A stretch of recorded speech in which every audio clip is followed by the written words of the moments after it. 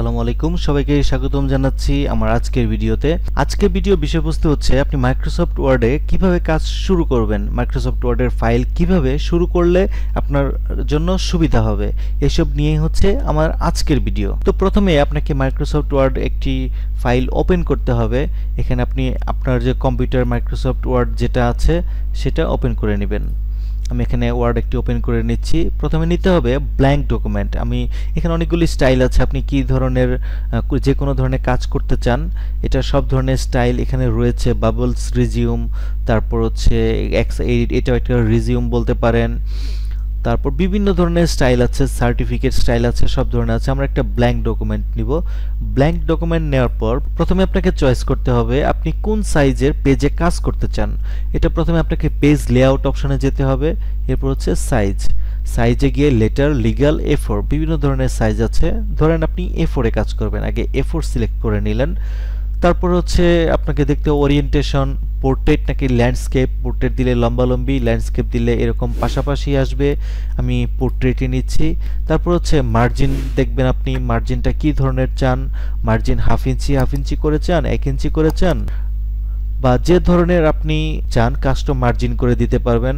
ধরেন আমি উপরে নিব হচ্ছে 2 ইঞ্চি, তারপর হচ্ছে নিচে নিব হচ্ছে 1 ইঞ্চি, লেফটে নিব হচ্ছে 1.5 ইঞ্চি, রাইটে নিব হচ্ছে 0.5 ইঞ্চি।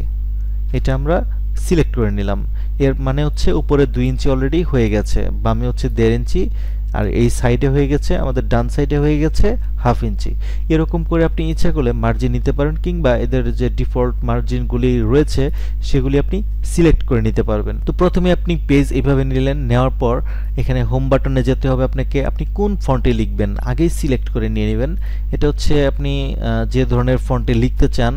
যেমন আমি এখন নিতে যাচ্ছি হচ্ছে টাইমস নিউ রোমান, অর্থাৎ আমি যে ফন্টে কাজ করতে আগ্রহী ইংলিশ লেখার জন্য টাইমস নিউ রোমান নিয়ে আমরা এন্টার দিয়ে নিব।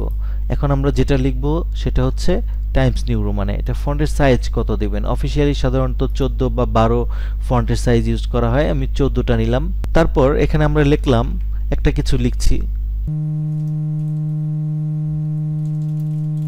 আমি এখানে একটা কিছু লিখে নিচ্ছি, যেমন লিখলাম how to start Microsoft Word. এখন এই পুরো লেখাটা আমাকে একটু সাজানো গোছানোর জন্য সময় দিতে হবে। আমি কি ধরনের কাজ করতে যাচ্ছি এটার উপরে ডিপেন্ড করবে। আমার আরো কয়েকটি ভিডিও রয়েছে মাইক্রোসফট ওয়ার্ড সম্পর্কে। মাইক্রোসফট ওয়ার্ডের ফুল কোর্স রয়েছে, 4টা ভাগে ভাগ করা, সেই কোর্সগুলি দেখতে পারেন, কিংবা ভাগাভাগি করে কোন কাজ কিভাবে করতে আপনার প্রয়োজন অনুসারে ভিডিও দেখতে পারেন। তো সবাইকে রিকোয়েস্ট করছি যারা এখন পর্যন্ত চ্যানেলটিতে সাবস্ক্রাইব করেনি দয়া করে একটু সাবস্ক্রাইব করে নেবেন, এতে আমি একটু অনুপ্রেরণা পাবো, প্লাস আপনাদের জন্য আরো সুন্দর সুন্দর মাইক্রোসফট ওয়ার্ড এবং কি অন্যান্য মাইক্রোসফট এক্সেল সহ সব ধরনের টিউটোরিয়াল বানাতে পারবো। তো এখানে আপনি একটা লেখা লিখলেন, লেখার পর এটাকে আপনি একটু রিসাইজ করবেন কিভাবে? এটা স্পেসিং, আমি রিমুভাল স্পেস আফটার প্যারাগ্রাফ দিয়ে নিচ্ছি। এরকম করে সাধারণত আমরা লিখি। তারপর হচ্ছে কিংবা আপনি চাইলে 1.5 ইঞ্চ প্যারাগ্রাফ দিতে পারেন, অর্থাৎ এখান থেকে এন্টার দেওয়ার পর আপনি যেটা লিখবেন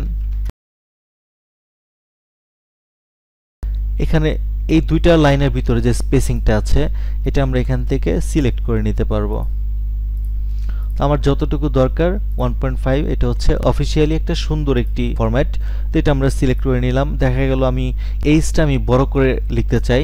এইজটা বড় করে লিখতে হলে আপনাকে ইনসার্ট অপশনে যেতে হবে। এখানে ড্রপ ক্যাপ নামের একটি অপশন আছে।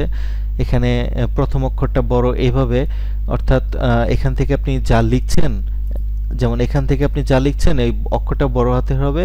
তারপর এখান থেকে সরাসরি লেখা হতে হতে এটার বড় যে অক্ষরটা আছে এটা নিচে থেকে লেখা শুরু হবে। এই ধরনের নিতে পারেন, অথবা আপনি ইচ্ছা করলে ইন মার্জিনের ভিতরে, অর্থাৎ এই বড় লেখাটা মার্জিনের বাইরে চলে যাবে। আপনি এখান থেকে যত কিছু লিখবেন মার্জিনের মধ্যে লেখা হয়ে থাকবে, যেটা পত্রিকাতে আমরা দেখি সাধারণত কিভাবে ড্রপ ক্যাপ করে, যে প্রথম অক্ষরটা বড় রেখে এইভাবে লিখে। সাধারণত আমরা এইভাবে লিখব। তারপর আরেকটা বিষয় হচ্ছে এখানে আপনি যদি কোনো ছবি আনতে চান তাহলে পিকচার্সে যেতে হবে। পিকচার্সে গিয়ে আপনি আপনার পছন্দ মতো একটা ছবি এনে দিলেন। তারপরে আপনি দেখা গেল একটা লেখা লিখছেন, আপনি এখানে আপনি লিখলেন স্টার্ট। এই স্টার্টটা আপনার বড় করে লিখতে হবে। বড় করে লিখতে হলে ওয়ার্ডারটা যেতে হবে, কী ধরনের ওয়ার্ডার চান সেই ধরনের ওয়ার্ডারটা এখানে ইনসার্ট করে দিবেন। তারপর দেখা গেল আপনি একটা লেখায় মাইক্রোসফট ওয়ার্ড, এই লেখাটা আপনি একটু কালার করে দিতে চান। কালার করবেন কিভাবে? এই যে ছোট্ট একটি এ নামের একটা অপশন আছে, এটা দেখবেন আপনি যে কালার করতে চান সেই কালারই এখান থেকে দিতে পারবেন। আমি লাল কালার করে নিচ্ছি, বোল্ড করে নিচ্ছি, তাতে এটা চোখে পড়বে। এরকম করে আপনি মাইক্রোসফট ওয়ার্ডে লেখা শুরু করতে পারেন। আরেকটা গুরুত্বপূর্ণ কথা হচ্ছে, আপনি যখন একটা লেখা শেষ করলেন পরের প্যারায় যাবেন, পরের প্যারায় গিয়ে এটা এন্টার চেপে দিবেন। এন্টার চেপলে তাহলে নিচে থেকে লেখা শুরু হয়ে যাবে।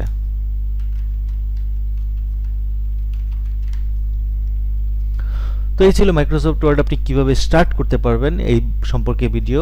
আপনি আরও অনেক চমৎকার চমৎকার ভিডিও দেখার জন্য এবং কি মাইক্রোসফট ওয়ার্ড, মাইক্রোসফট এক্সেল শেখার জন্য আমার চ্যানেলের অন্য ভিডিওগুলি দেখুন। ধন্যবাদ সবাইকে। আসসালামু আলাইকুম।